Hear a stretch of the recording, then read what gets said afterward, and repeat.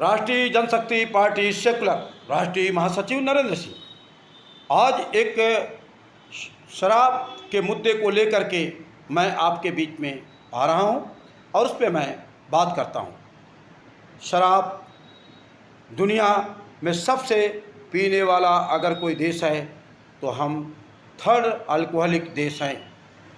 Third alcoholic देश में हम आते हैं, यानी दुनिया में तीसरा नंबर भारत का है। 1 लाख करोड़ लीटर शराब प्रतिवर्ष भारत की जनता को देश के रहनुमा पिलाने में लगे हुए हैं, इसलिए कि भारत को रेवेन्यू आता है, उससे टैक्स से एक धन मिलता है। जानते हैं दोस्तों, 3,000 लाख करोड़ प्रतिवर्ष टैक्स मिलता है भारत सरकार को शराब से। ये बहुत बड़ी रकम है जिससे देश चलती है, ऐसा मानना है हमारे देश के रहनुमाओं को। राष्ट्रीय जनशक्ति पार्टी इसका विरोध करते हुए कि देश में शराब बंद होना चाहिए। मैं आपको बताता हूं ऑथेंटिक रूप से कि देश के अंदर 85% अपराध, व्यभिचार, भ्रष्टाचार, रेप इन्हीं शराब के कारणों से होता है। ये मैं मानता हूँ कि सभी शराब पीने वाले रेपिस्ट नहीं होते हैं, सभी शराब पीने वाले गलत नहीं होते हैं, बट 85% सारे गंदे धंधे शराब पीने से ही हुआ करता है। और उसके लिए लॉ एंड ऑर्डर मेंटेन करने के लिए हमारे भारत देश में 9,000 लाख करोड़ खर्च होता है। अब आप सोचिए, 9,000 लाख करोड़ में से 3,000 लाख करोड़ घटा दीजिए, 6,000 लाख करोड़ का मुनाफा भारत सरकार को हो जाएगा। अब शराब पिलाना ज़रूरी है कि शराब बंद कराना ज़रूरी है, इस पर सरकार मंथन करे, सभी पार्टियों के लोग मंथन करें। राष्ट्रीय जनशक्ति पार्टी इस पे मंथन करने के लिए आपको मजबूर कर देगी और एक दिन देश के अंदर शराब का बिकना और शराब का बनना बंद हो जाएगा। यह ऐसा विश्वास है।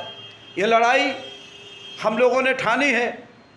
और ऐसे देखिए, देश के अंदर निर्भया कांड हो, चाहे आपका बंगाल का कांड हो, चाहे आपका हाथरस का कांड हो, ये 2-4 कांड तो पूरी भारत की जनमानस को पता है। उधर कर मतलब साउथ में जो कांड हुआ, ये कुछ गिनती आप देख सकते हैं, मीडिया में देख सकते हैं, बाकी जगह देख सकते हैं। बहरहाल इस देश में प्रतिदिन इतने रेप होते हैं कि उसका कैलकुलेशन आप जा कर के साइट पे पता कर लीजिए। प्रतिदिन रेप होते हैं जिसमें 85% का योगदान शराब ही है।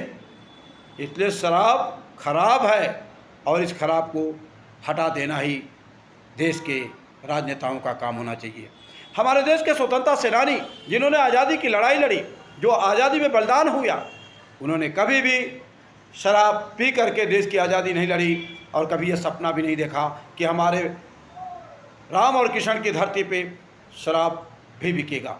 इसलिए किसी जीवों पे रहम करो, जीवों पे जो रहम करेगा वो रहमान होगा, जीवों पे रहम करने वालों को खुदा मिलेगा।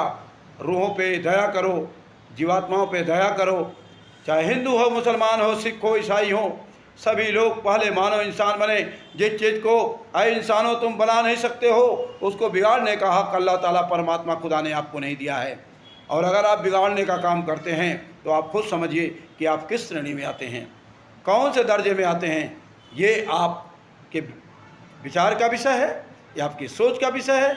हमारे चाहे पैगंबर साहब हों, चाहे हमारे देवी तमाम संत महात्मा और पीर औलिया जितने भी लोग आए, उन लोगों ने कभी भी ये सारे कामों के लिए लोगों ने मना किया, कहीं भी जिक्र इसका नहीं है।